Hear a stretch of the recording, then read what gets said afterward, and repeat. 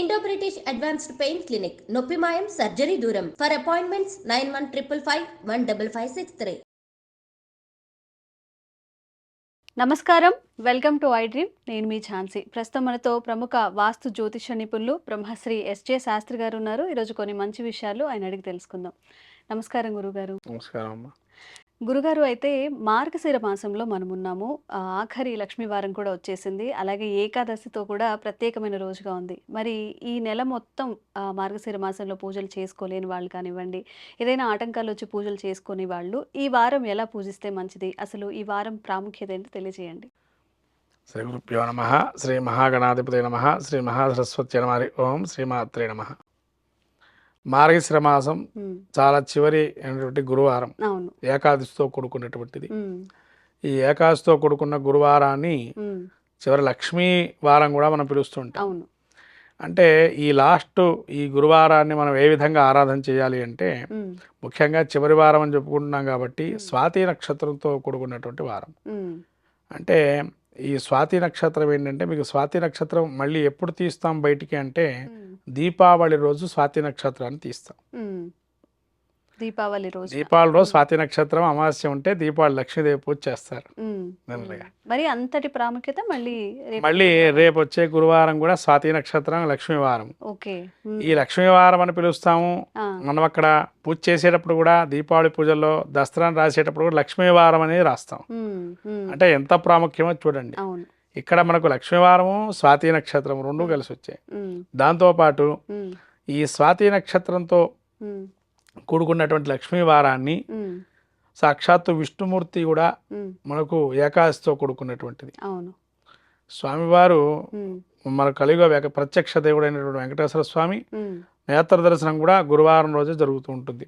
ప్రతి గురువారాన్ని కూడా అట్లా ప్రతి గురువారం నేత్ర దర్శనం చేస్తున్నారు. కాబట్టి ఇక్కడ స్వాతి నక్షత్రంతో కూడుకున్న ఏకాదశి అంటే స్వామివారి దర్శనం చేసుకోవటం కూడా చాలా విశేషంగా చెప్పబడింది ఈ వారం. దాంతోపాటు స్వాతి నక్షత్రం ఏంటంటే, మనకు స్వాతి నక్షత్రం సింహలగ్నంలో ఉద్భవించింది అమ్మవారు అని చెప్పి అంటూ ఉంటాం. దీపావళి రోజున అర్ధరాత్రి సమయం దాదాపు. ఇప్పుడు స్వాతి నక్షత్రం ఉంది కాబట్టి ఈ స్వాతి నక్షత్రంతో గురువారంతో కూడుకున్నటువంటి వారాన్ని మనం అందరు ఉపవాసం చేస్తుంటూ ఉంటారు ప్రతినిత్యం. ఇప్పుడు మార్గశిర మాసంలో ఉపవాసం చేస్తూ లక్ష్మీ వ్రతాలు చేస్తుంటారు. కాబట్టి ఈ చివరి వారానికి కూడా ప్రత్యేకంగా స్వస్తిక ఆకారం తీసి అమ్మవారి ముందర ఫోటో ముందర స్వస్తికాకారం వేసి దీపారాధన, ఒకటి పసుపుతో దీపారాధన, ఒకటి కుంకుమ వర్ణంతో దీపారాధన. అంటే ఒత్తుల్ని పసుపుతో ఒక వర్తు, ఒకటి కుంకుమతో ఒక ఒత్తు చేసి దీపారాధన, నెయ్యి దీపారాధన చేయాలి. ప్రాముఖ్యం అంటే నెయ్యి దీపారాధనకి ప్రాముఖ్యం లక్ష్మీదేవిది. నెయ్యి దీపారాధన చేయొచ్చు. తర్వాత బిల్వదలంతో అర్చన చేయటం చాలా విశేషం లక్ష్మీదేవిని ఆ రోజున, లక్ష్మీ అమ్మవారికి. ఎందుకంటే స్వాతి నక్షత్రము మనము ఈ యొక్క లక్ష్మీదేవి పూజ చేస్తుంటాం. మనం బిల్వల నిలయాయ నమః అని చెప్పుకుంటాం. కాబట్టి బిల్వాలతో అర్చన చేయటం. అట్లానే మనకు ఇంకా విశేషంగా చెప్పాలంటే లక్ష్మీ అమ్మవారి అనుగ్రహం పొందటానికి బిల్వదళాలతో పాటు ఇంకా అమ్మవారికి మనకు శ్రీం అనే ఒక అక్షరం ఏదైతే ఉంటుందో ఆ అక్షరాన్ని తదేకంగా మనకి ఎంతసేపు అయితే అంతసేపు రాయగలిగితే అంతసేపు అన్నిసార్లు రాసి దానికి మళ్ళీ స్వస్తికి బొట్టు పెట్టి అమ్మవారి యొక్క హుండీలో మీ కోరిక చెప్పి వేయటం కూడా చాలా విశేషం. అంటే ఒక పేపర్ మీద ఎంతసేపు ఎన్ని మనం రాయగలిగితే సంఖ్య పెట్టుకోవచ్చు. 108 కావచ్చు. శ్రీం అనేది అలా రాసాక మళ్ళీ దానికి స్వస్తికి బొమ్మ, మంచిగా స్వస్తికి ఆకారం. స్వస్తికి బొమ్మలు కూడా సరిగ్గా దించటం లేదు బయట.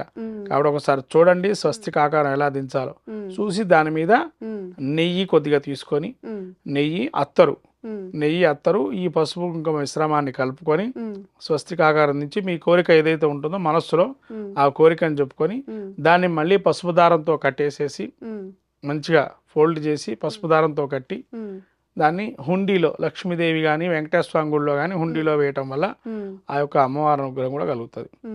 ఈ విధంగా చేయొచ్చు.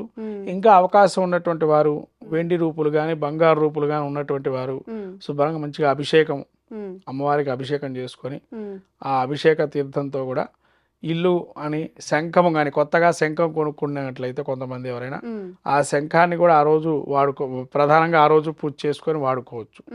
ఎందుకంటే శంఖం శాంతికి శుభ్రతకి చాలా సూచిక. ఉమ్, శంఖంలో తీర్థం పోస్తే అది అన్ని రకాల దోషాలు పరిహారం అవుతాయి. ఉమ్, ఇక్కడ శంఖ తీర్థం అంటే చాలా ముఖ్యమైనది. ఉమ్, కానీ శంఖుతో కూడా మనం పూజ చేసుకొని ఆ తీర్థం తీసుకోవచ్చు. ఉమ్, తర్వాత గోమతి చక్రాలు, ఉమ్, తర్వాత గవ్వలు, ఉమ్, మనకు ఏమన్నా నరఘోష దృష్టి దోషాలు ఉన్నాయి అనుకున్నట్లయితే ఎవరైనా కానీ ఆ రోజున గురువారం రోజున ఉమ్, నిమ్మకాయని తీసుకొని అమ్మవారి దగ్గర పెట్టి మనం గల్లాపెట్టలో వేసుకోవటం, ఉమ్, లేదా మనకు అలమారి ఉంటే అలమారీలో పెట్టుకోవటం. పెట్టుకోవడం, బీరువాలు అలా బీరువాలు కూడా పెట్టడం వల్ల ఏముంటుందంటే ఉమ్, మనకుండేటువంటి నెగిటివ్ ఎనర్జీ అనేది పోయి పాజిటివ్ ఎనర్జీ ఉంటుంది. ఉమ్, ఆ నిమ్మకాయ లోపల ఎంబటే ఇదైంది అనుకోండి ఉమ్, అంటే మన మీద నెగిటివ్ ఎనర్జీ ఉంది అని. ఉన్నట్టు. ఉమ్, కాబట్టి ఉమ్, ఆ విధంగా ఈ గురువారం చాలా ఉపయోగపడుతుంది లక్ష్మీదేవి అనుగ్రహానికి. ఉమ్, ఈ విధంగా చేస్తే కనుక ఉమ్, ఆ లక్ష్మి అనుగ్రహం కలుగుతుంది. సాక్షాత్ విష్ణుమూర్తి వెంకటేశ్వర స్వామి అనుగ్రహం కూడా కలుగుతుంది. ఉమ్.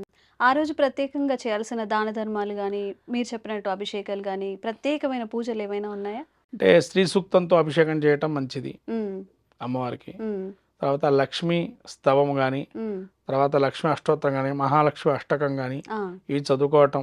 అంటే ఒక క్రమం పెట్టుకోండి, ఉమ్, పారాయణ క్రమంలాగా ఉమ్, ఒక క్రమం ఒక సంఖ్య పెట్టుకోండి. ఆ సంఖ్య అయ్యేదాకా చేస్తూనే ఉండాలి. ఉమ్, ఇప్పుడు 21 సార్లనో, 41 సార్లనో, 54 సార్లనో, ఉమ్, 108 సార్లనో పెట్టుకోవటం వల్ల ఉమ్, అమ్మవారి యొక్క అనుగ్రహం పరిపూర్ణంగా ఉంటుంది. ఉమ్, ఉమ్, సంఖ్యాక్రమంగా చేస్తే ఉమ్. ఖచ్చితంగా ఫలితం ఉంటుంది. మ్మ్. చాలా మంచి విషయాలు తెలియజేశారు గురుగారు. ఎందుకంటే అందరి లైఫ్లో కావాల్సింది ఫైనాన్షియల్గా ప్రశాంతంగా ఉండాలి, లైఫ్లో డెవలప్మెంట్ కావాలి అనుకుంటారు. నిజంగా ఈ వీడియో చాలా ఉపయోగపడుతుంది. ధన్యవాదాలు గురుగారు.